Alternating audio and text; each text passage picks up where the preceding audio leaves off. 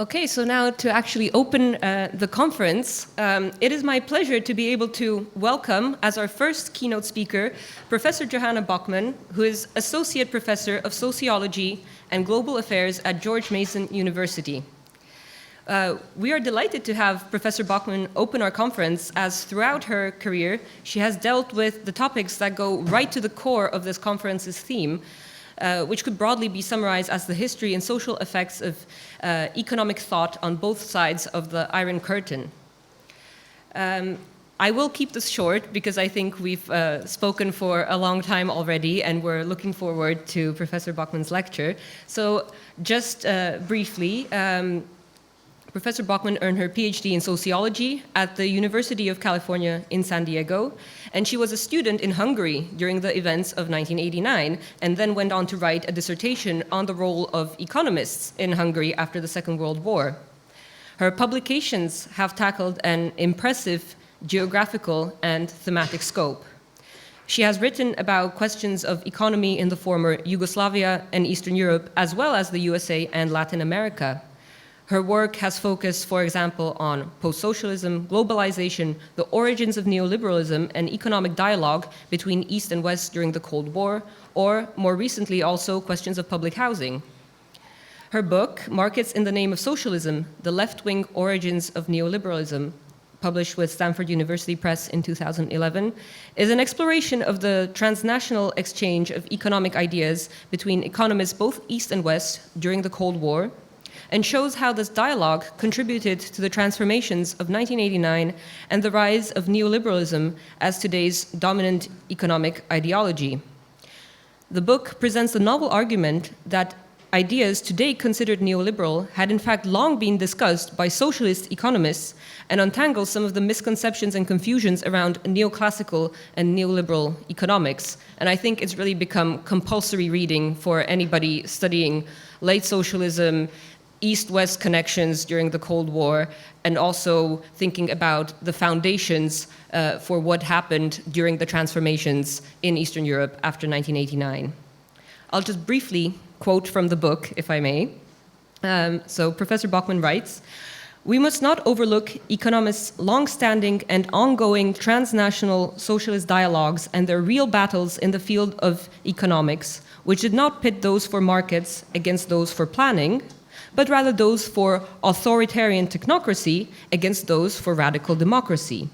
In 1989, the new political environment allowed certain neoclassical economists with a commitment to authoritarianism and opposition to radical democracy to gain influence and implement neoliberalism. The victory of neoliberalism was in spite of, not because of, those economists who developed models of democratic market socialism that they had hoped to implement after 1989. And I would add that with the passage of time, this memory processes have simplified, distorted, or otherwise transformed these entangled histories of economic change in the region discussed in the book. And we look forward to hearing more about perhaps, again, untangling those layers of memory throughout this conference. I'll just add that Professor Bockman is currently working on two projects. One explores the 1980s debt crisis from the perspective of the second and non-aligned worlds. And her second current area of interest focuses on Washington, D.C., and the various processes of globalization that the city is undergoing. And I believe that in today's keynote lecture, we will also hear about this city in a talk entitled The Other Washington Consensus, Remembering Socialism in Washington, D.C., which will give this conference's topic of economy and memory a global grounding. So, Johanna, thank you so much for being here, and I'll hand over to you now.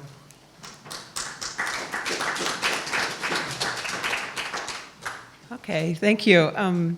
Could I ask someone to get me a glass of water? Just because I haven't gotten that, I'm sorry.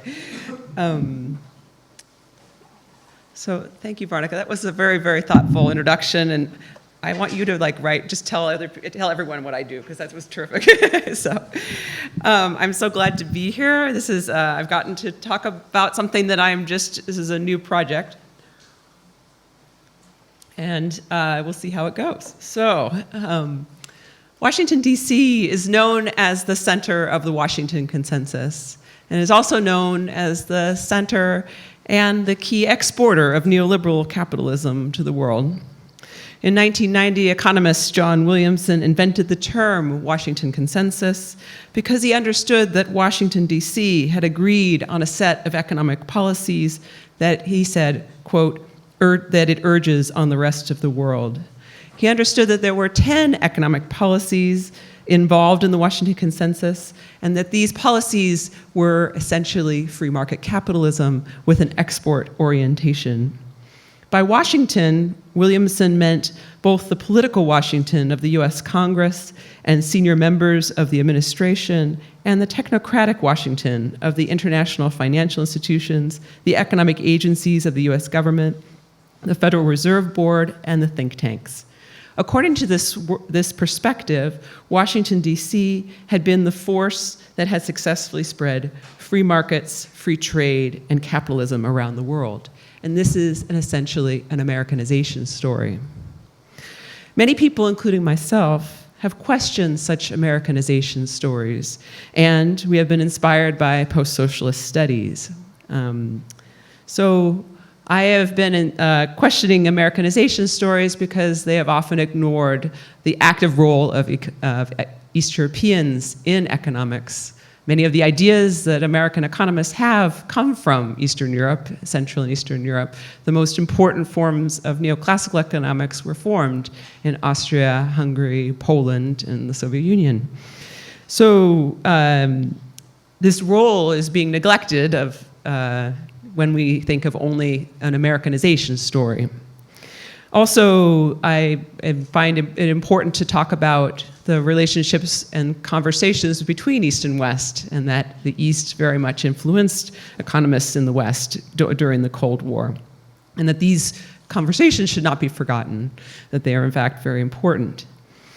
So in this talk, what I'm doing is something very different. I'm going to apply post-socialist studies to the center of neoliberal capitalism, applying it to Washington, D.C. itself. How might we think about Washington, D.C. as post-socialist? Post-socialism may seem to be irrelevant to D.C. since it's the center of capitalism. However, Zsuzsa has argued that everyone, and particularly the major actors in the Cold War, have experienced what she calls a global post-socialist condition. Doug Rogers has called on us in post-socialist studies to become unbound from the conventional geographical confines of post-socialist studies and to think about post-socialist studies way beyond the regions that we conventionally think about. Furthermore, though, there are many Washington, D.C.s, as there probably are many Warsaws and many Budapests, many Pragues. So, and in these many Washington, D.C.s, some of these Washington, D.C.s were and are socialist. So, for example, in the late 1970s, the city of Black Power forged Washington, D.C. into a democratic socialist space, connecting many parts of the city to the socialist and third worlds. After 1989, within DC, the city of the IMF and the World Bank implemented the same shock therapy programs of post-socialist neoliberalism on Washington, DC itself. So Washington, DC experienced its own neoliberalism on itself. So for this talk, I ask, how might memorials help us to understand post-socialism in DC? Are there, in fact, any memorials to socialism in DC?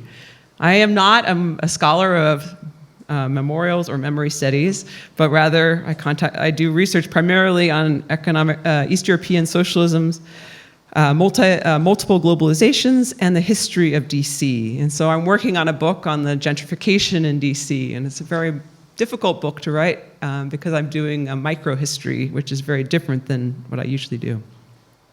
So here in this talk, I'm venturing into another space of memory studies. So to answer these questions that I've laid out for this talk, I informally asked many DC residents about where they thought there were some memorials to socialism in DC. I also walked around DC looking for memorials. and today I'm going to report on what I found. I argue that these memorials to socialism in DC that I have found capture the history of the battles between socialism and capitalism in DC itself, a history that is often hidden or forgotten. Thus, attention to the memorials to socialism reveals a battlefield that it continues today. So, part one. The first memorials to socialism I discuss here function within a Cold War framework. The Cold War framework continues long past the Cold War itself, which was supposed to end in 1991. Shari and Vederi talk about this continuation of the Cold War framework in post-socialist studies. One of the lessons of post-socialist studies is that we should question transitology. Transitology had, in a very contradictory way, understood the transition as a complete break from the socialist past and a clear linear development towards democracy and capitalism. Instead, in the post-Soviet space, we have witnessed multiple transformations, and these multiple transformations have often worked at cross purposes and undermined each other. And as a result, we have witnessed permanent liminality, a permanent waiting for the future to come. When I asked DC residents about memorials to socialism, DC, most of them couldn't think of any memorials to socialism. Two people mentioned, though, the Victims of Communism statue.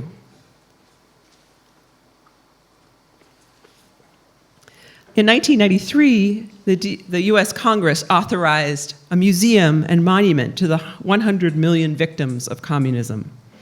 However, the group could not acquire enough funds to set up the museum, and they gave up on the museum altogether. They were supposed to collect $100 million from people around the world interested in liberty, and they actually got $500,000. So they used this $500,000 for a statue. And so in 2007, they erected this very neglected statue on a very, very large street full of cars and almost devoid of any pedestrians. The group constructed this as a copy of the Goddess of Democracy erected by students during the 1989 Tiananmen Square protests. As I understand that this statue was originally made out of paper mache, and this one is not. So it had to be very much a reinterpretation of this statue from Tiananmen Square. For most people I've talked with, I had to explain where the monument even was. No one seemed to know, had ever seen it. And I think I may have visited it once, but I don't remember exactly whether I did. But I thought it was located somewhere else. So when I went to find it, I was surprised. I had never really noticed it. And it seemed a little bit sad. It was kind of dirty, and no one seemed to be paying any attention to it. Okay, so we might expect a triumphalist celebration of transition in Washington, D.C. Yet by the time the Victims of Communism statue had been erected, the post-socialist situation had changed quite a bit and wasn't triumphalist at all, but rather was a vision of an endless present of a broader fight. At the dedication, President George W. Bush said, "Like the communists, the terrorists and radicals who have attacked our nation are followers of a murderous ideology that despises freedom, crushes all dissent, and has expansionist ambitions and pursues totalitarian aims."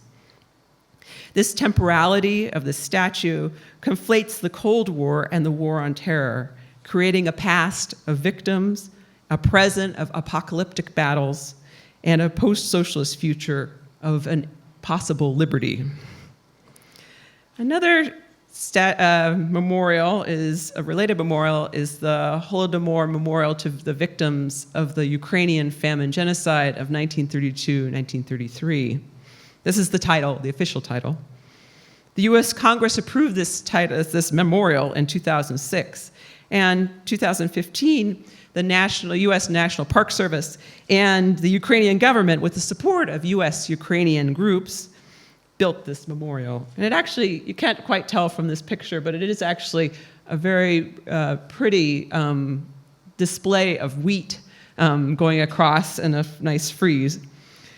No one I've ever spoken to in DC has ever seen or heard about this memorial, even though this memorial is on a main street heading towards the main train station.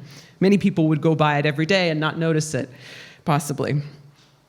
So I began to think more broadly about memorials to socialism and memorials against socialism.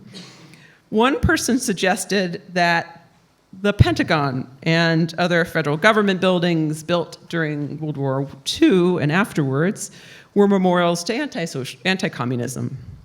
We can view the Pentagon, as well as the buildings of the IMF, the American Enterprise Institute, and the Cato Institute, as memorials to the Washington Consensus and to the fight against socialism around the world. These memorials to anti-communism share with the previous memorials a post-socialist sense of permanent battle and a permanent liminality. The future is endlessly deferred. Yet, there is a future in these memorials. As memorials to the Washington Consensus, they represent the illusions of the US elites in 1989 of an absolute break in time from supposedly outmoded socialism to a pure free market capitalism of the future, and the possibility of the absolute destruction of the past to forge a tabula rasa on which to immediately place a new economic and political system. Such memorials to anti-communism do not, in fact, recognize the legitimacy of the actual political battles that went on throughout Eastern Europe. The battles against the set path of transition that was proposed by economists from the West. Being far removed from these battles, most of these actors in these buildings maybe had no idea that there were political battles or debates going on at all. So part 2. Post-socialist studies also encourages us to revisit supposedly universal social science ideas and concepts. Ideas like Americanization, the Washington Consensus, and globalization. Who gets to decide which America is Americanized and which America is sent abroad? Or what the Washington Consensus is actually, who gets to decide on what that is? And most importantly, how does the political project to erase socialism and to erase anti-colonialism from the geography of Washington, D.C., and from geographies of the rest of the world, how does this erasure support elite claims to be living in a capitalist space? Elites like to imagine that they have erased this socialist and anti-colonial past in order to say that they live in capitalism. And by us as historians accepting this elite view, we actually play into their fantasies. So by revisiting these concepts, we can follow post-socialist studies further and look for the legacies of socialism within Washington, D.C.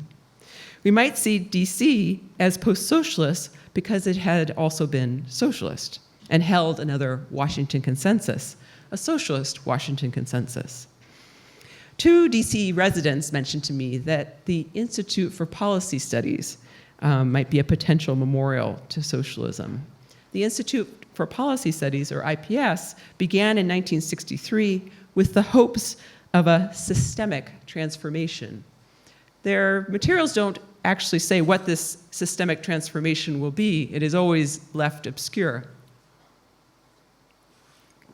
But the plan was, according to for IPS, was to help strengthen social movements and to fight against the intervention of the US government, the IMF, the World Bank, and corporations in socialist Latin America. Last month, I attended a memorial to Orlando Letelier, a Chilean ambassador to the United States during the socialist Allende government. Orlando Letelier was in exile in DC and worked at IPS when he was assassinated by a car bomb in the center of Washington, DC, in the DuPont Circle area. It's quite amazing to see this photograph and to think that this assassination happened in the middle of Washington, DC. It's happened in 1976. So I was actually attending the 43rd annual memorial to Letelier, and he was also murdered with Ronnie Moffat, who was an intern at the IPS.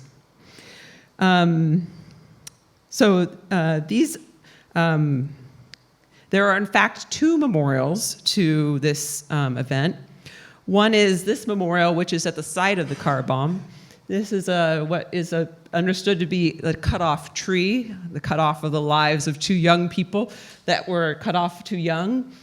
During the memorial, people laid flowers at this memorial site, and then went to the second memorial site, which is a memorial to Letelier and a statue to him in front of the Chilean embassy. And the Chilean ambassador attended and apologized to the audience during the memorial service. These memorials are understood within the language of that the other ones were too, of victims and tyranny, as well as human rights. In the memorial program, it said, quote, "For more than 4 decades, the pursuit of justice for these murders has been a symbol of hope for victims of tyranny everywhere." So the Institute for Policy Studies has remained a living memorial to socialism in Latin America, representing a space in the other Washington consensus. In Washington, D.C., there are a lot of other things that could be considered memorials. There are statues to many individual socialists. There's a statue to Albert Einstein, Samuel Gompers, Eugene Debs, Philip Randolph, and Paul Robeson. There's also, what's interesting, is an entire terrain of abandoned or reestablished embassies that once or continue to represent socialist countries. For example, there's the embassy of Cuba, which was reopened as the official embassy of Cuba in 2015. This building came from the 19th century, I believe, but it has now been returned to the Cuban government in 2015. The embassy of Yugoslavia has become the embassy of Slovenia. The Serbian embassy, along with other embassies, sat abandoned for years. And this caused much concern, and the newspapers reported among the neighbors that lived in this very, very chic part of town in DuPont Circle. They were very upset by these abandoned embassies, especially the Serbian and the Pakistani embassies were completely abandoned. The diplomatic corps for Serbia, though, continued to work in an office building in another part of town. And this office building was shared with the embassies of the Caribbean countries. And so we see the continuation of some kind of memory of the non-aligned movement, as socialist Guyana and the former Yugoslavia still maintain some connection in new forms in this office building. The Hungarian embassy also has flown, even very recently, the Hungarian 1956 flag, the flag with the center cut out, reinterpreting it in its own post-socialist way. This flag has become a memorial to anti-communism. So I want to be clear about what I'm trying to say here is that DC is a terrain of battle between economic systems with their related globalizations. So there's multiple globalizations, and they have their related memorials. Memorials are a way of holding on to space. And here I'm looking at the placement of memorials as a way to hold on to socialist space. These economic systems in battle become even more apparent when we look at socialisms that are active today in Washington, D.C. D.C. has been, for a long time, a Pan-African city with deep ties to socialist countries in Africa. In the 1920s and 1930s, Pan-African intellectuals began to work at Howard University, which is in Washington, D.C. Many of these intellectuals working at the university had strong ties to W.E.B. Du Bois, who had led the London Pan-African Conference in 1900 and the Paris Pan-African Congresses in 1919 and afterwards. And he was a member of the Communist Party of the USA. So DC has long been a Pan-African city. In 1975, DC gained home rule, which meant that the DC residents could actually vote for their leaders and voted for its own mayor and its own city council for the first time in 100 years. That power of voting had been taken away because white people were so threatened by African Americans who might be able to vote that they got rid of their own ability to vote. During the 1960s, 1970s, and 1980s, Pan-Africanism intensified. The second elected mayor of Washington, D.C., Mayor Marion Barry, traveled to 27 African countries in his first term of office as mayor. Pan-Africanism in D.C. has a very special nature of being socialist to its core, and Pan-Africanism is a battle with colonialism. In the case of the post-socialist, post-Soviet space, we know that part of the motivations of 1989 were anti-imperialism. This anti-imperialism was expressed both by the last Soviet government of Gorbachev, who spoke about his attempts to get rid of imperialism in the Soviet Union, and on the part of the post-Soviet states, and especially the anti-imperialist demands of Eastern Europe. Shari and Vederi demonstrate the benefits of thinking about post-socialism and post-socialism and post-colonialism together, the benefits of what they call thinking between the posts, between post-socialism and post-colonialism. A couple of weeks ago, I was walking through the center of Pan-African DC, which is on the street is Georgia Avenue, and I was looking for memorials to socialism. My search had broadened, and it included all sorts of things that might be considered memorials. I was searching around lampposts, looking for posters and stickers. I was looking inside stores and asking people inside stores where there might be memorials to socialism. In the middle of my search, I came across this restaurant, the Colonial Club, or the Colony Club, which completely stood out in these environments, in this environment. It is ironic, or perhaps even cruel, to name such a place the Colony Club, so obviously being a club for the colonial officials or the colonial elite.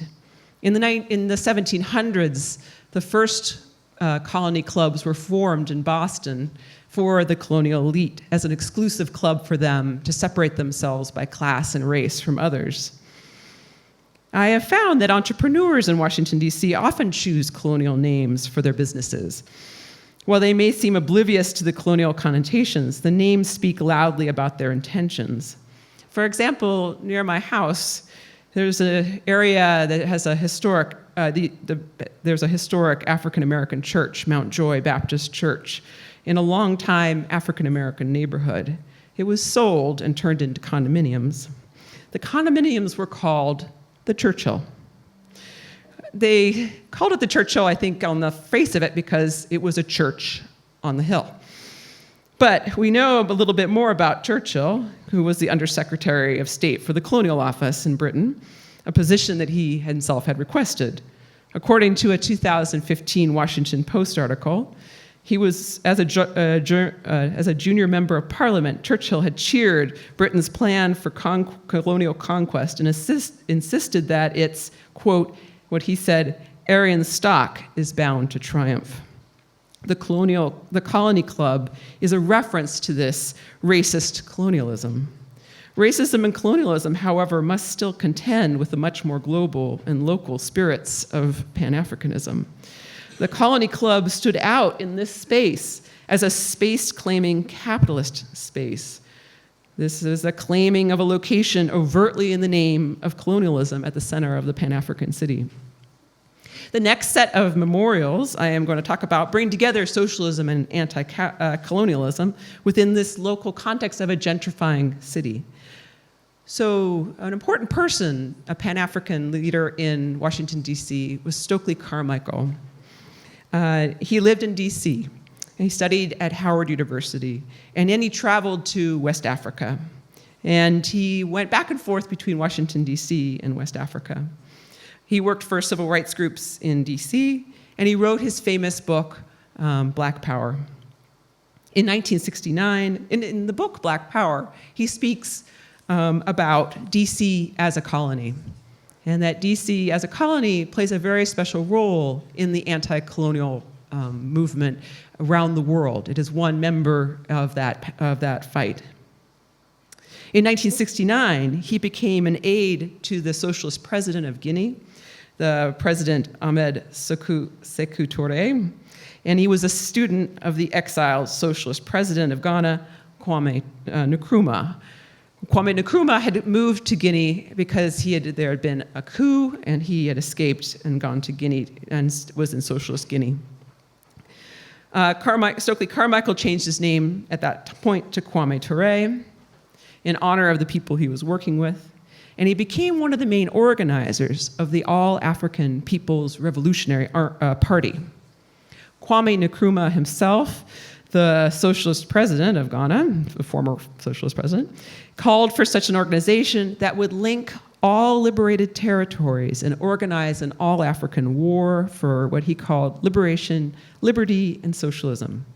This organization began holding annual African Liberation Days around the world.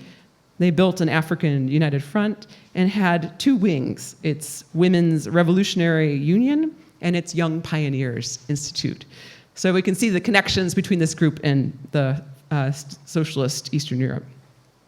Stokely Carmichael brought this group to Washington, D.C., and by 1972, they were having their own African Liberation Days.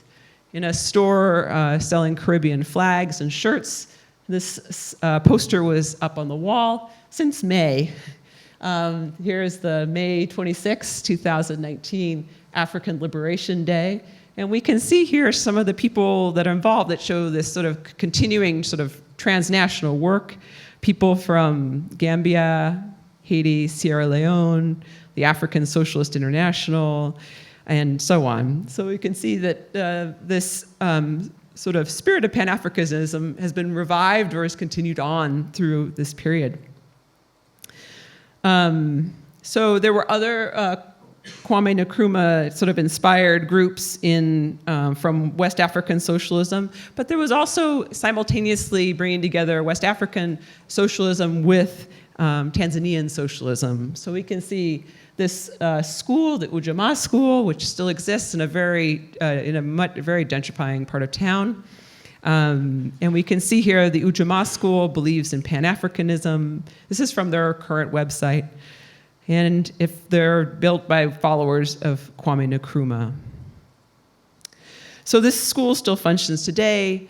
However, it is very much in battle with the gentrifying areas around it. Within this environment of Pan-African DC, Caribbean Marxists also thrived in this environment. During my walk up Georgia Avenue, I arrived at Sankofa Books. It's a bookstore that is named, the word Sankofa means to going back in order to go forward. It's a word that comes from the Twi language in Ghana. And so it has an idea that the idea is that it is not wrong to go back, to pick up something that you have forgotten. So Sankofa Books began in 1998, and it understands itself as, quote, it is a liberated territory that hopes to be a place where thoughtful consideration of the past and future can take place. We can consider various items inside the store as memorials to socialism and memorials to the socialist past and the socialist future. So here we can see two memorials that I will declare memorials. So on the left is Caribbean Marxist C.L.R. James's Black Jacobins, which is about the Haitian Revolution. C.L.R. James worked for 12 years in Washington, D.C. He was a professor at the University of the District of Columbia. And in D.C., he wrote many books, and one of these books was on Kwame Nkrumah's thought, and another book was called The History of Pan-African Revolt. Since I've asked around, and there seems to be no official memorial to C.L.R. James, even though it seems amazing that he was there for so long. But we can see this as a memorial to him. It is a memorial that ties him, first of all, to Stokely Carmichael. The books below are the books of Stokely Carmichael. And that these two sets of books are linked by the book behind it. The book behind it is The New Jim Crow by Michelle Alexander, a very important book on mass incarceration in the United States. At a nearby table is this other set of books. These were books of by the leader of the Burkina Faso revolutionary movement, Thomas Sankara. I actually had never even heard about this, so it was very much news to me about the Burkina Faso revolutionary movement. This Marxist Pan-African, inspired by Cuba, had implemented his socialist vision in Burkina Faso from 1983 to 1987, when he was assassinated by a coup. These memorials of books can be understood as memorials to Pan-Africanism and are located within a liberated territory within a terrain threatened by capitalist gentrification.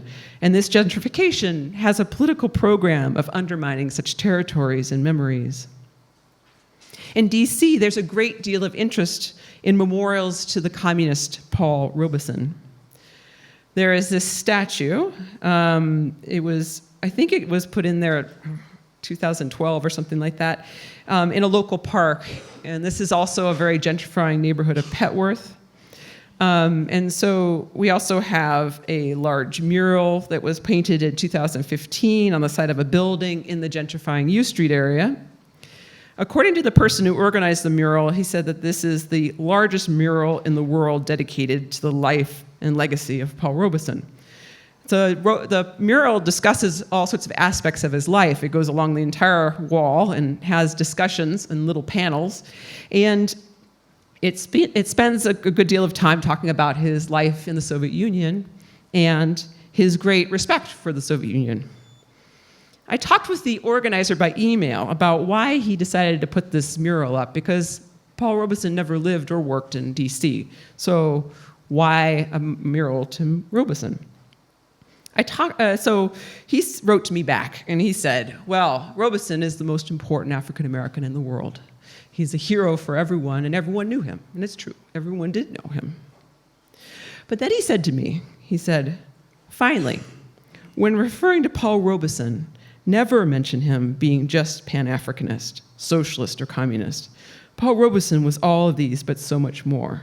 To say that he was any one of these things diminishes his stature. Paul Robeson, the great forerunner and tallest tree in the forest, a black American who descended from the institutions of slavery to become the greatest hero for all the world. So to the organizer, socialism had become so narrow, it was unable to explain this person. But this is, if we think about Paul Robeson, he very much understood his communism as something very large, much, much larger than capitalism. So to put them, to compare them with each other would be almost incorrect to Paul Robeson. But even though the organizer wanted to disavow Robeson's communism and to disavow his Pan-Africanism, I'd like to highlight that this mural, as well as the statue, represent a way to hold socialist space. And this holding of socialist space is done with a socialist. DC residents have used the socialist past or socialist icons of the Black Power city to defend themselves from global neoliberalism today. These two memorials to Paul Robeson connect with networks of global socialisms, past, present, and future. We can see these networks of global socialism as being non-chronological, that they, in fact, time exists simultaneously. And I got these ideas from a edited volume, The Future of Post-Socialism, East European Perspectives, which is very interesting about thinking about chronology in post-socialism. These networks of global socialisms of various times provides additional power to forge and maintain socialist space in the face of colonializing gentrification. These memorials represent the other Washington Consensus under attack from the Washington Consensus, understood in colonial terms. Thus, this is a battle between two Washington consensuses, or consensi, in Washington, D.C. Part 3. What about memorials to socialism and their global networks that have been erased? We can understand this erasure as a political program, this political program to displace those who are obstacles to the creation of the new colonial city, and as an economic project to make profit through new forms of accumulation by dispossession.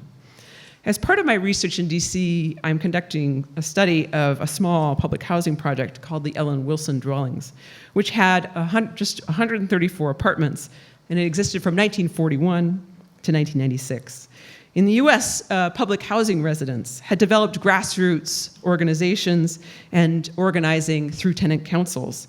And they not only advocated for very concrete things like lowering rent or paying for utility bills, but they also were part of a broader social movements, making public housing an important space for political, economic, and cultural movements.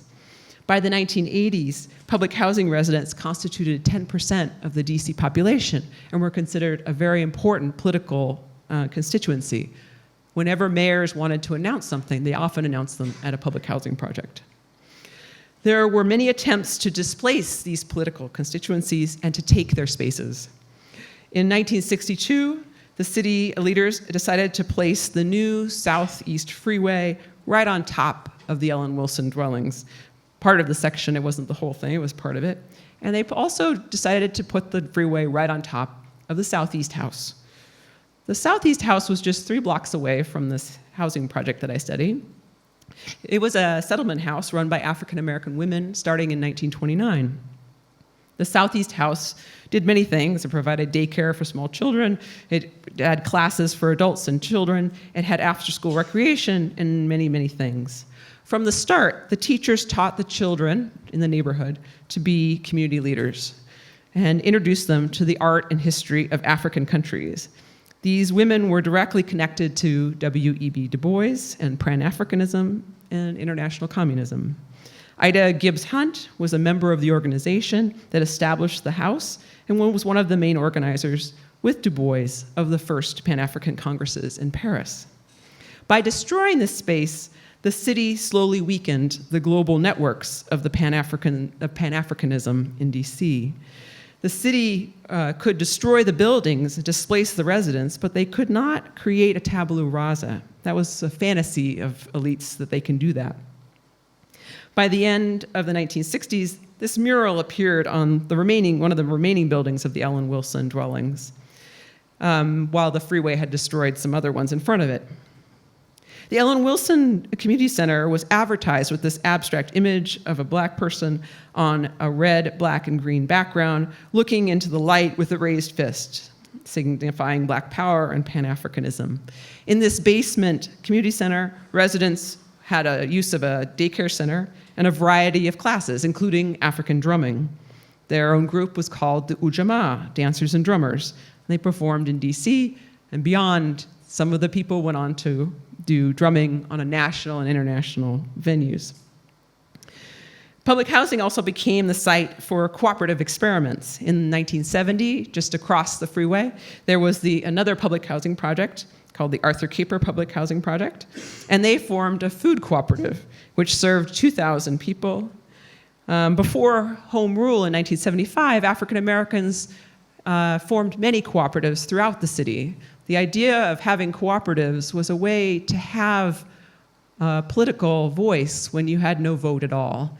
So they used cooperatives as a way of having economic democracy and political power through that. So I call this, what they had was, they were developing was home rule from below. With official home rule, Mayor Marion Beria created a commission to set up the entire city to be set up as a cooperative city. It was organized by a national cooperative advocate, Cornelius Cornbread Givens. He envisioned an entire development plan for the city, which would have community-level cooperatives, integrating producer cooperatives, which would provide jobs, consumer cooperatives, which would provide low-price items, credit unions, low-income housing cooperatives, and local charities that would be funded by the cooperatives that would create schools and hospitals and so on. He understood these cooperatives as working together, forming an integrated model of community development outside of conventional capitalism. In fact, it was a step towards another system. These are just some of the examples of transnational socialist spaces in DC. Of course, this socialism is quite different than the state socialism in Eastern Europe. At the same time, these socialist spaces existed in networks connecting other socialist worlds. Global Black power and other movements like the non-aligned movement, the Yugoslav worker self-management, socialist movement, and feminist movements sought new forms of economic ownership, decentralization, direct participation, and cultural recognition as a model for radical social change. These movements created political spaces and new commons. These socialist geographies shared similar imaginaries and similar networks. In the 1980s, expanding capitalist geographies sought to take over these socialist spaces through gentrification in DC. Washington, D.C. is known as one of the most gentrifying cities in the world, and there are neighborhoods in Washington, D.C. that are the fastest gentrifying neighborhoods in the United States. So this is a very big concern. But battles, there were battles, though, that they had to contend with, the gentrifiers had to contend with other kinds of globalizations, in which slowed and brought into question this transition to capitalism. In Eastern Europe, technocrats and political elites used privatization to create new actors, actors who were interested in a new neoliberal system. In DC, similarly, real estate developers and other capitalist actors worked to co-opt and destroy the political power of public housing residents, who were still empowered by Pan-Africanism and socialism. In 1988, the residents of the Ellen Wilson dwellings were moved out of their housing in order for that housing to be renovated. But by 1996, the local real estate agents and the white housing homeowners nearby had successfully had the buildings destroyed and replaced with a mixed income development. This mixed income development allowed 7 of the families to return to the development, and the rest were displaced. This gentrification focused on moving concentrations of low-income African Americans and to disperse them as a political constituency. And then they were seen as an obstacle to expanding capitalist space, and they wanted to replace them with residents who would support a neoliberal colonial city. 1995 was an important year for both DC and Eastern Europe. It's a year in which neoliberalism reached its sort of high energy. It was being very successful. In 1995, the US Congress created what was called the Control Board in Washington, DC. The Control Board implemented extreme austerity. The 5-person Control Board could override all decisions by the elected mayor, all decisions by the elected city council, and could implement its own policies without any democratic input. With this austerity and end of democracy in DC, this mural was destroyed along with all the buildings. Also, the cooperative and all its buildings around it were also destroyed across the freeway. So as Eastern Europe severed its socialist-era global connections and turned towards the European Union, gentrification expanded capitalist geographies with their own imaginaries. Gentrification destroyed certain spaces and networks and reconstructed these spaces within new networks, as if there was a tabula rasa. So if we think back to an earlier time with Keynesianism, Keynesianism took its shape from the radical socialisms of its day in the 1920s and 1930s. Neoliberalism similarly takes its shape from the radical socialist spaces and social movements that it has co-opted. These radical socialist spaces exist both in Eastern Europe and in Washington, D.C. These radical socialist movements were both critical of socialist state socialism and also critical of Western state-organized capitalism. The Black Power city fundamentally had altered Washington, D.C. by affirming African Americans as equal citizens, creating new political arenas for direct participation, and forging new kinds of economic commons, including the cooperative.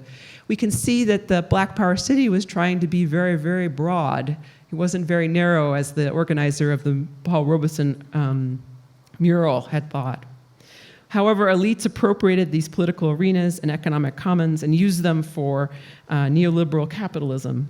As a result of particular appropriations in particular locations within the global division of labor, post-socialism both shares much and looks different in different locations worldwide. So I'd like to talk about, in my conclusion, about, so in this talk I've asked, how might Washington, D.C., the center of the Washington Consensus and the center of neoliberalism, how might it be post-socialist? And I hope you can see that it has aspects of post-socialism. I've taken off in a new direction for myself into memory studies, which you can say whether I was successful or not in that. And I had to think about various kinds of memorials, from statues to murals to stacks of books and posters. I have argued that the memorials to socialism that I found in DC capture a history of battles between socialism and capitalism in DC itself and in the global South, in the global South. This battlefield, which continues today, is dominated by capitalist space claiming, understood as a colonial project. And thus we witness the return of colonialism within neoliberalism. I started by examining the memorials to anti-communism that rest on a Cold War temporality. Then I asked whether the Washington, D.C. might be post-socialist, not only because there is a global post-socialist condition, but also because Washington, D.C. itself is socialist. Therefore, there are at least two Washington consensuses in battle, and so one can't actually clearly say one is the Washington consensus, though people, of course, conventionally do. I concluded with a discussion of the destruction of the socialist memorials associated with low-income public housing. In the conventional urban sociological literature, the poor are assumed to be confined to ghettos and to extremely local spaces where they have no connections with others. When we pay attention to the variety of global socialisms, we can then see these networks moving through these very local spaces. The power imbalance is huge at the same time, allowing the destruction of socialist spaces throughout Washington, D.C. and elsewhere. Global socialist networks in these post-socialist forms continue to provide new forms of power in the face of colonializing gentrification. And a variety of socialisms continue to be practiced and developed in the center of neoliberal colonial capitalism in Washington, D.C. Thank you.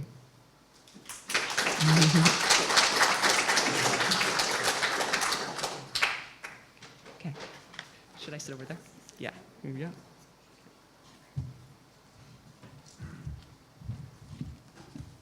Is this you? Oh, it doesn't matter. So, thank you so much for this really wide-ranging talk, which covered so much ground, and I think it definitely got the East Europeanists among us thinking about post-socialism and how we define it. So I'd like to open the floor to questions. Anybody would like to kick off?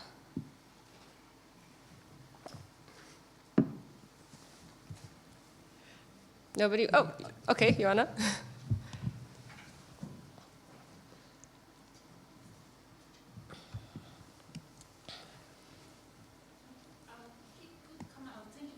First of all, it was amazing.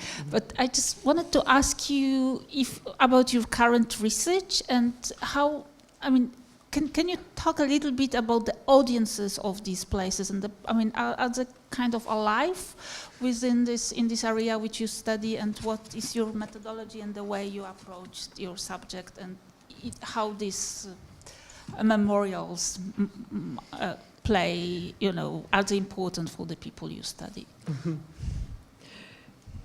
Yeah, so this book that I'm writing it's very strange that, sometimes projects call to you rather than you finding them. So somehow I was called to study this one block in Washington, D.C. that is a block that has had a racial line across it for since the 19th century. And this racial line has been pushed back and forth between African Americans and white homeowners back and forth. And so it's a space that is, for reasons that are very strange of archives, is very well documented, because there have been many things on this block that have happened that allow it to be documented. But the lucky thing is that early on, I happened to find a group of people that had lived there from Facebook. and they find it very, very important to memorialize their existence. Because both of the housing projects in this area have been destroyed, and they were basically not allowed to return to those spaces, they spend a lot of time sort of ritually claiming space. So these groups have annual picnics on the space nearby, the park that they would have hung out as, they did hang out as children. They have annual picnics there, and then every Saturday they play games at the park, even though they live far away from the park. So they see that as an important space. They also have a community center that was built very late, like it was rebuilt. It was a very important community center. It was destroyed, and then they created a new one just like last year. And they return to that space also and take part in the decision-making activities there, even though they are not invited, but they say, like, well, it's important to us because this is where we were, it was where we lived. So, and they spend a lot of time sharing pictures of the space that they lived in. And so they will always, like, if I post the picture of the mural, this is important. They talk about walking past it and all these different things. So these memorials mean a lot. And so I think they don't have memorials in the conventional sense, and they are maybe memorials that are waiting to be made, but because these people are living often very precarious lives, and so they commemorate through ways that are simple, like the simple as the Facebook page is a huge way that they commemorate themselves. My mode of doing this is sort of public sociology, which I never did before. But it's been incredibly helpful as a mode of doing sociology. So I've done oral histories with people from that area, and also I use a lot of archives there's many different archives. The archives in Washington, D.C. are in fact incredibly disorganized, and actually most is missing. So, if you find things, it's incredibly difficult, and it's really sad that DC's history is being kept in sort of old basements. They're filled with boxes that are the city archives, are not kept at all well. So this is a microhistory, but it's a microhistory that pays attention to global processes. And so, and it's clear when you talk to people that lived in these public housing projects that they were part of global processes, that people often don't hear that from them. So those are sort of the methods I'm using. Someone back there. Let's go. Okay. Stand up. Hi, Johanna. Beautiful project. Congratulations. Thank you. I have two questions, both of them kind of conceptual, and both of them have to do with your inclusion of the negative, how should I say, emotionally and psychologically negatively implotted commemorializations of socialism, meaning the Pentagon and sort of the symbols of power that refer to an era of the Cold War when they were kind of all about socialism, but really all about hating socialism. It's a negative kind of emplotment. And so I have two questions about that. One is, I'm not sure you necessarily have to answer it, maybe just something to think about. When you actually consider the positive emplotments and compare them to the negative ones, are they on the same level of sophistication, intellect, veracity, moral commitment, and so on? Or is there a real difference? And if so, what does that tell us about the nature of this comparison? And the second is just going along, if we consider the Pentagon to be a memorial to the Cold War, right, that really broadens the scope of your project. And in that case, is there anything in public culture in the United States that is not? Thank you. Thank you, Yosef. And thanks for coming, too. So, yeah, I guess so you're right. I mean, it could be that anything in the United States is truly part of the Cold War power, right? Yeah, and so we can imagine that even forms of practicing socialisms might actually be seen as legitimating a Cold War project by being so free and open to anything or something like that. I guess I want to say that there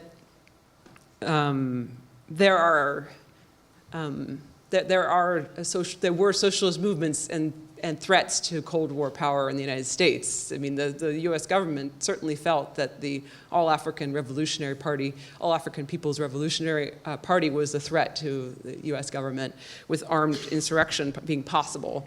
So I think that there is that, but it is a question about the reality of that being a critique. And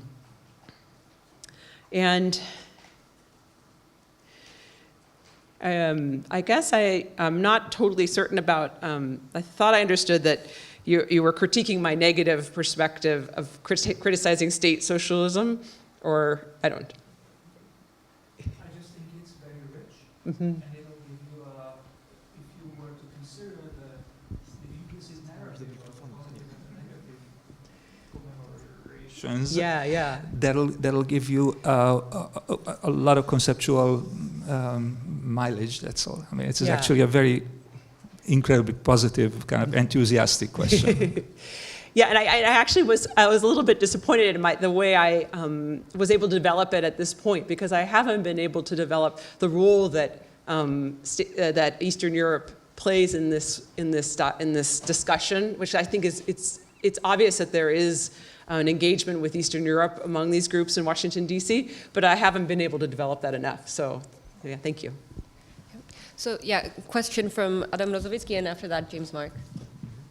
Thank you very much for very interesting talk, and indeed, I mean, it broadens at least my perspective, and I think all of us' perspective to other geographical dimensions.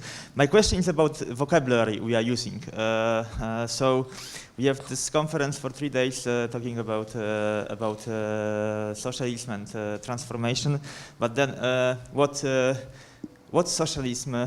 How do we call what we talk about? Yes, so because it matters. Yes, so we have those terms like state socialism, but this refers to some kind of Trotsky's idea of unfulfilled socialist dream and unfinished revolution, which was enacted here in Eastern Europe, but then the non-state socialism would be something different. Yes, then we have the authoritarian socialism, which was probably a way of calling this past from the perspective of differentiating it from totalitarian communism. Yes, we have the communism, which is officially constitutionally banned in Poland, so we cannot even talk about it. So we have all those things which have the political dimension, which have the conceptual dimension, and which have also memory dimension into them. So how do people remember this past, which we try to discuss about right now? So the question is about Washington D.C., of course, and what you have there, but it's a broader question as well. What language are we using to label this socialist past? Yes, authoritarian socialism, real socialism. Oh, that's another term, of course. The real, as opposed to utopian socialism, and perhaps even socialism without adjectives. Yes, so that's really very interesting topic of the language. Yes, thank you. Yeah, so I guess I like to sort of like avoid all those questions and just say, because I like to say that we might also just speaking from the U.S. perspective, speaking about socialisms is a big move, right? Like, because it's like recognizing that there are a variety of socialisms, because many people will automatically kind of say, oh, it was authoritarian socialism. And so moving out of that box, trying to recognize a variety of socialisms, and then also that these socialists perceive themselves as connected to other kinds of socialists and other countries with other kinds of socialisms. So there's that. Though you're right, you could critique me for not being specific. So thank you. Yep. Okay, so there was a question here. Thank you very much. It was great, really, really stimulating.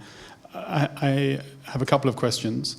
Firstly, about your racialization of your argument. I mean, and you very much present kind of a quite stark dichotomy in which all the socialist spaces are African-American spaces. Mm-hmm. So I wonder whether that's really true, and could you say a little bit more to that? Mm-hmm. But at the same time, how far actually are neoliberal visions racialized when contesting these spaces, trying to take over these spaces? And actually whether in their discourses, particularly in Washington, where you have this African-American radicalism from this perspective, whether socialism is connected with color, with something outside white Western civilization, and the role that this plays. And then neoliberalism comes in as a sort of technocratic, colorblind, de-radicalizing, de-racializing ideology. So if you could say something a little bit more about race and how that plays out in Washington, or maybe more broadly. And then I wondered also about these victims of communist monuments and their relationship to neoliberalism, because we tend to place them in very different discussions when we think about them. But clearly, the stories of communism and its victims also play into neoliberal agendas, and so say something about how those are used in that context. And then finally, I just want to say something about are Eastern European emigre communities in Washington part of this story at all? Are they part of a kind of anti-communist circulation in which these monuments were erected, or is it something that kind of Washington politicians do? And I was thinking that particularly about that because you talk about Pan-Africanism as this global circulation, of which Washington is a part. We link the global with the local, and it's a fantastic way of doing it, I think. But then I also thought about whether there's also an anti-communist circulation going along here, which is also an anti-imperialist circulation, right? And actually why this kind of anti-imperialist African circulation, anti-imperialist Eastern European anti-communist circulation, they exist in parallel, but presumably don't communicate with each other. So I wonder whether you could also think transnationally about that. Anyway, thank you. Great. Yeah, thanks for those questions. So you're right. I mean, so I was focusing on the Pan-African city. There are many allies that the Pan-Africans have with whites and Latinos in the city. So it's clearly more than that. So there's many spaces that we could talk about. And the Institute for Policy Studies is a clear case of this. It seems to be predominantly white experts on Latin America with their allies and Latinos as their allies. And so, and they create alliances with African Americans too, with Stokely Carmichael particularly. So so I'm focusing on one thing to try to understand the situation as best I can. The thing about the racialization of neoliberalism, the racialization is clearly happening because I think it's partially the case that Washington, D.C. is partially a southern town. And so we see a huge amount of segregation continuing in Washington, D.C. And so racialization happens in ways that is symbolic. So you can see a space and know what race is supposed to go in there. And people know, there's been studies of this, people know what spaces are for what kinds of people. And so this, of course, has always happened with class, right? But there are the Colony Club is immediately known as a white space. And so it has a certain color, uses of color. The use of the space is cleaned up in a particular way. And then inside there will be uses of wooden chairs and tables. The wooden side is sort of a frontier perspective. So there's this frontierish, pioneer, going back to nature kind of thing that is perceived as white. And so this is a racialized neoliberalist project because possibly that the United States is just, full of racism. So that's how it works. So that's how neoliberalism works in the United States. You're right, the Victims of Communism statue is related to neoliberalism. So I talk about in some other things about that there are actually in the United States two forms of neoliberalism. The first form is the Ronald Reagan form, which was an attempt to privatize and that privatized the state. And that was that is the early form that it happens, and it's called by the, I think it's the Bush administration, it's called perestroika, so they call it. So perestroika is a privatization process that is the first form of neoliberalism. The second later form is the Clinton form or the Democratic Party form. That form of neoliberalism, in contrast, so the first form is captured by David Harvey. It's a David Harvey form of privatization, and the second form is more Foucauldian. So it has the state is being the state is accepted. The state is a good thing. So the state plays a role in neoliberalism. The state is a surveilling state, of a state of control and a neoliberal state, working in the sort of helping various groups. So the Victims of Communism is related to the earlier form of neoliberalism, I think. And the people who, unlike the Ukrainian statue, the people involved with the Victims of Communism statue are involved with American libertarianism. It's the American Economic Enterprise and Institute and Heritage Foundation, which is more not exactly like that, but there are many libertarians on the board of the Victims of Communism. So it's perceived as a neoliberalism in that neoliberal project in that way.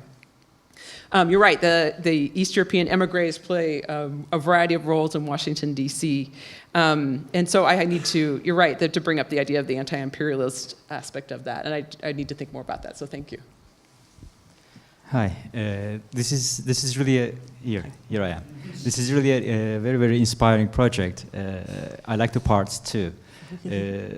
I have a question about like connecting the part 1 and part 3. In particular, I mean, there's so much about space that you're talking about, and the different scales of space too, but also the symbolic space and material space, like monuments and murals, but also this gentrification as the frontiers of capital at the same time, expanding into those what you call the social spaces. So you talked about the CLR James and this. I like the way you describe this. Sets of books sitting in the bookstore, and they're kind of a monumentalish in a way, but actually not exactly like a mural at the same time. So it has a different kind of a quality. If you stick to that notion of actually memorialization, or at another point you say like. Going back to pick something that you have forgotten, right? This Ghanese saying that I find also very, very stimulating in terms of, like thinking about temporality with space. And the holding up space too is another phrase that you used. Whether, to go back to actually Johanna's question, the first question is, in terms of these co-op spaces, the space of social practice and daily practice,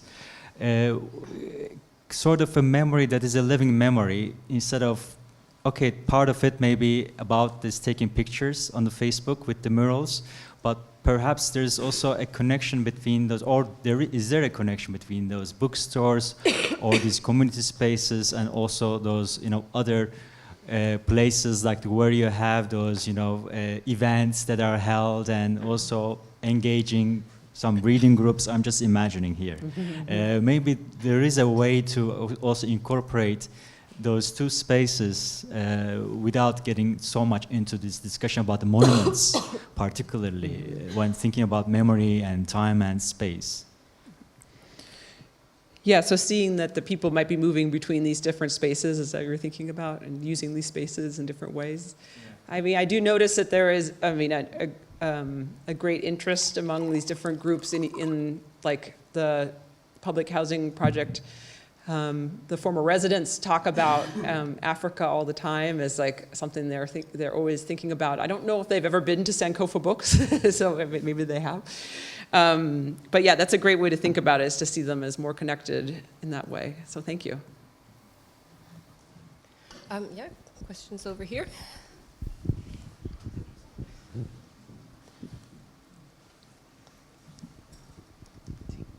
Thank you very much for the great lecture and presentation of the research. I would like to ask you to offer some reflection about the scales of memory. So it seems to me, and it's also my own experience from living for some time in Washington, that there is the pro-socialist, post-socialist memory operates on the local level, and it has connections with the global level.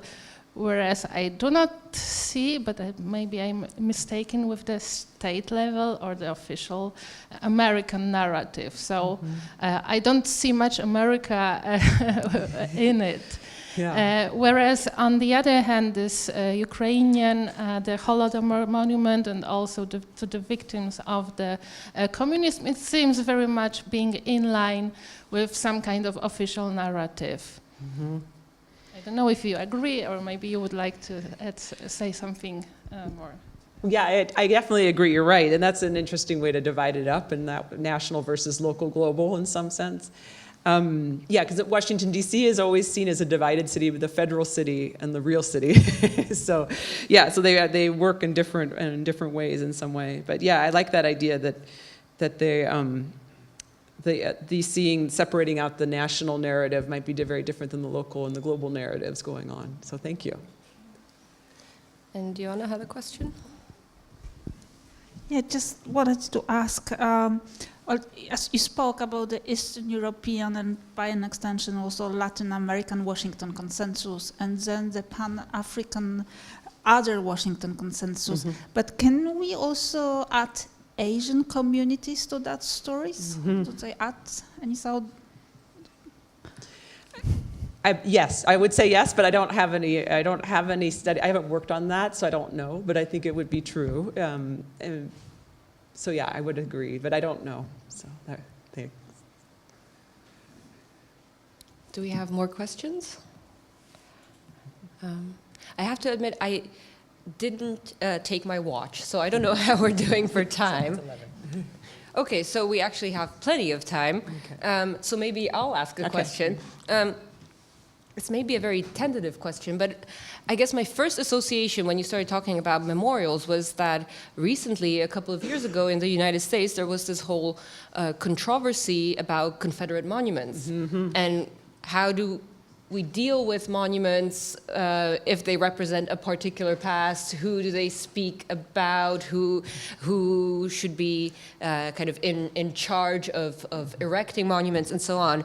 So I guess my question is quite vague, but I was just wondering if these debates have informed the way you're thinking about this whole project, and also when you spoke, for instance, about that public housing project, which was then knocked down, and so some of these memorials are actually also being knocked down, but obviously without any kind of public debate or controversy surrounding it. You know, is there some kind of comparison we can draw here?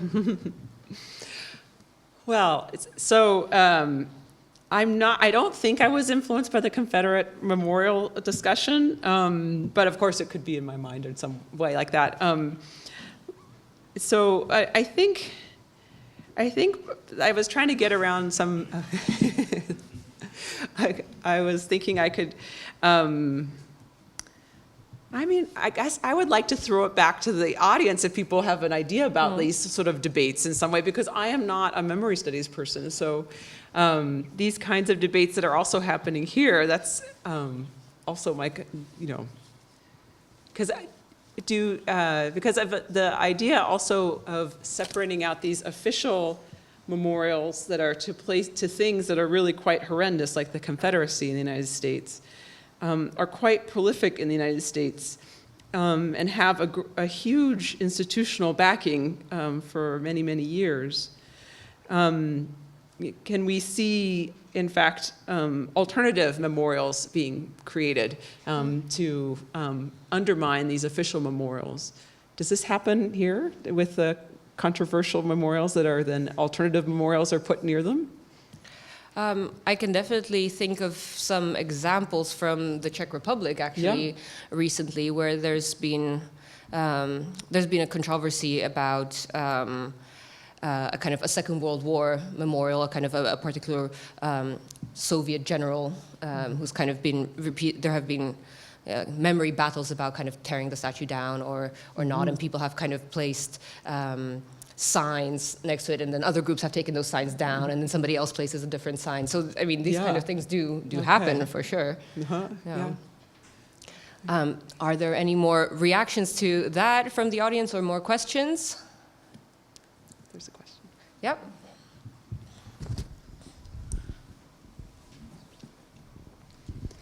Yeah, thank you. So my question actually builds on what Veronika just asked. Because my sense is that in the US and maybe also in Washington with the Georgetown University controversy over actual economic claims for reparations for slavery generations ago. So my sense is that the discourse in the US is shifting in a way, the memory discourse, towards, because you talk about economic justice as well in these examples, right? And so I was wondering if you find examples of where people try to measure suffering in economic terms in that sense, if you came across this in your material already, because my sense is that there's a general thread within American discourse that sort of foregrounds this dimension of memory strongly. Yeah, I mean, I'm definitely taking part in a memory project about trying to remember certain forms of suffering.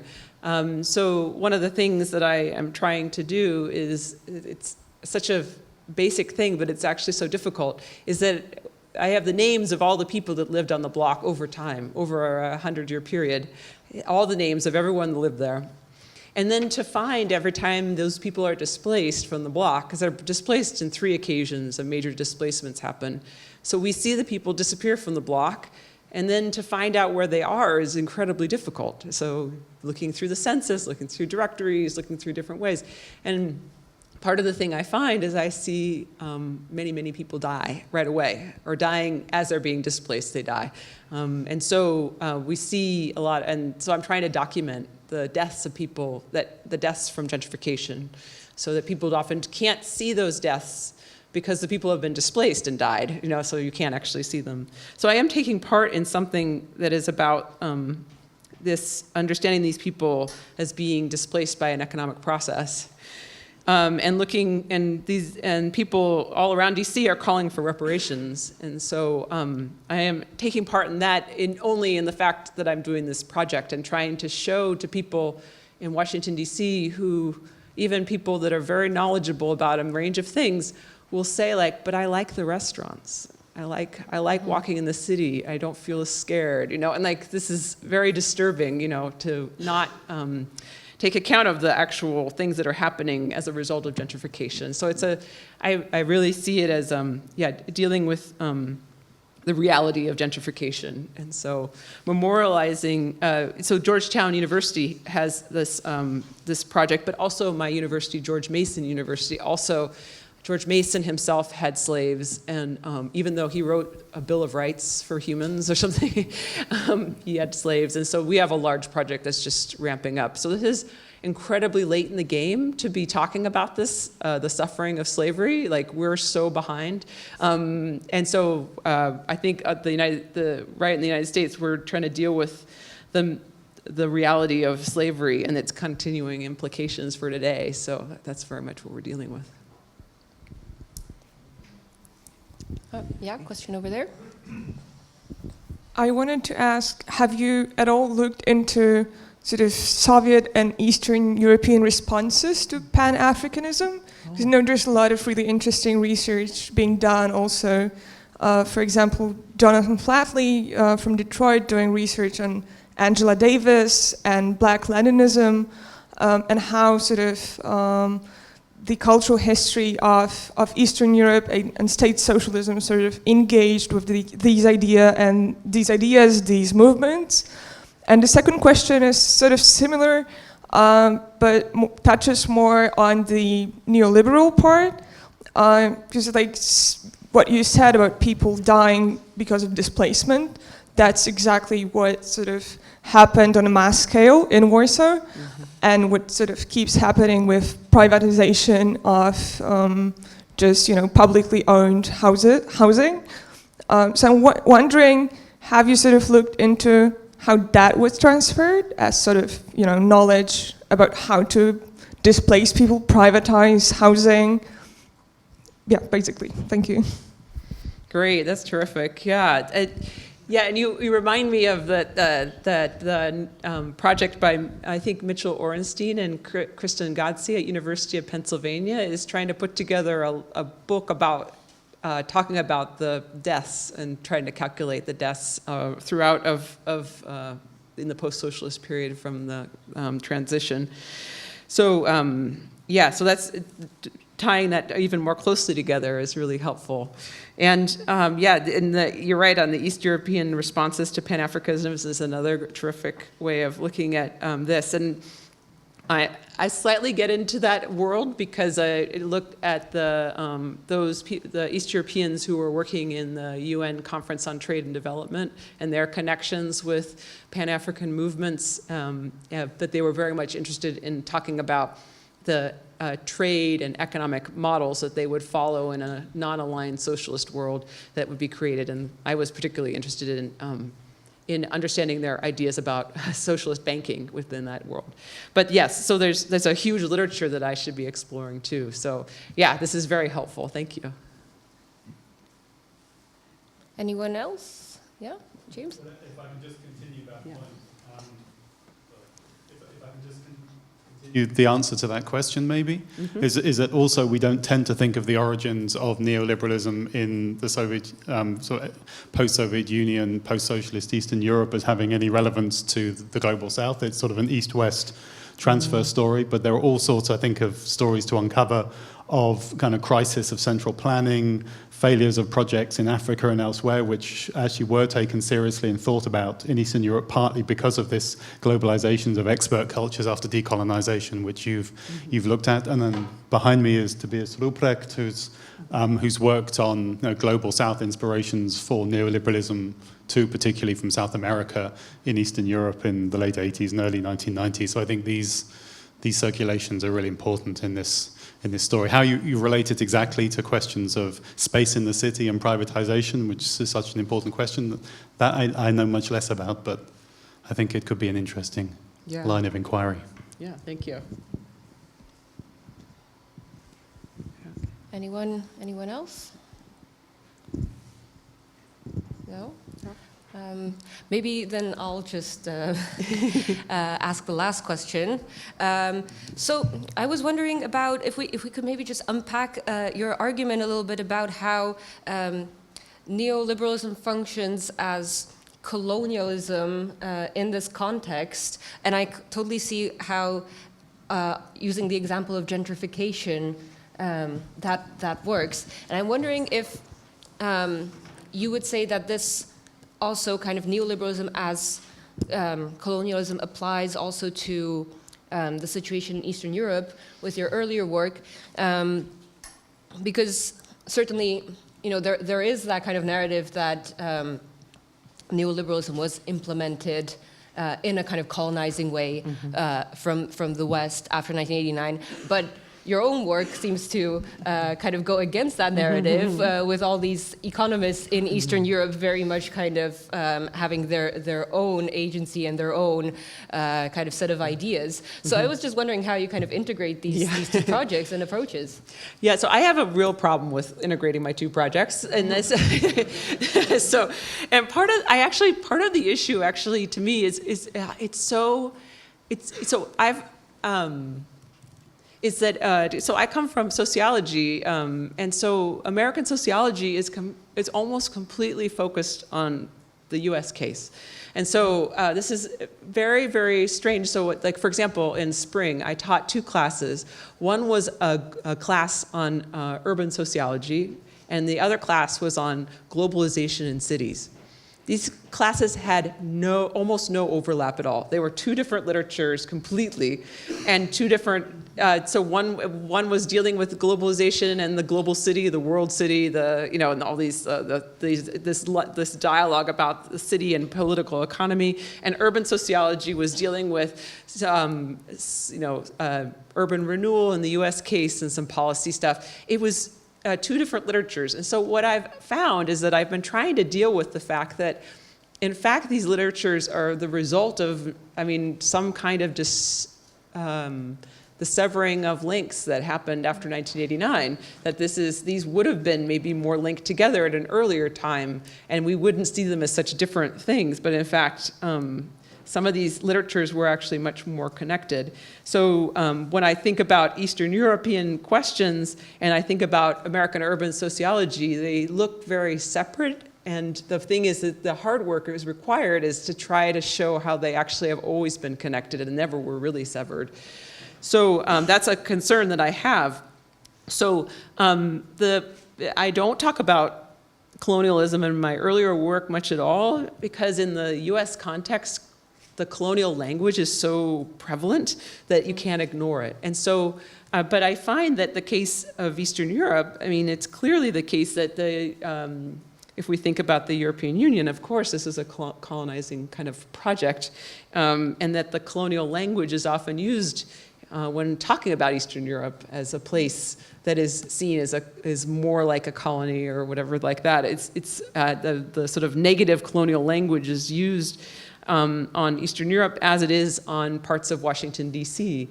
So I think that it seems to me that the neoliberalism and colonialism have really gone together everywhere, but I didn't notice it among the economists for some reason. Yeah. Okay, thank you. So unless somebody has a pressing final question, No? Then I think it's time for coffee. Thank you so much for this talk and for the discussion. Thanks.